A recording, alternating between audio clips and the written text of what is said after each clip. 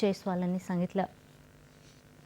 अमेरिकेतून भारतात पाठविताना भारतीय नागरिकांना विमानात देण्यात आलेल्या अमानवी वागणुकीबाबत विशेषतः 5 फेब्रुवारी रोजी अमृतसर इथं दाखल झालेल्या विमानातील नागरिकांना विशेषतः महिलांना बेड्या बांधून आणण्यासंदर्भात भारतानं अमेरिकी अधिकाऱ्यांकडे जोरदार निषेध नोंदवला आहे।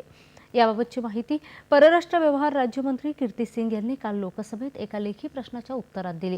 स्थलांतरित भारतीय नागरिकांना मायदेशी पाठविण्याच्या मोहिमेदरम्यान त्यांना देण्यात आलेल्या अमानवी वर्तणुकीबाबत भारत सरकारनं अमेरिकी प्रतिनिधींसोबत चर्चा केली आहे। पंतप्रधान नरेंद्र मोदी यांनी नुकत्याच दिलेल्या अमेरिका भेटीदरम्यान भारतीय स्थलांतरितांच्या सुरक्षित, कायदेशीर आणि वैध स्थलांतराला पाठिंबा देताना अवैध स्थलांतरितांचा मुद्दाही चर्चेला घेतला असल्याची माहिती सिंग यांनी दिली।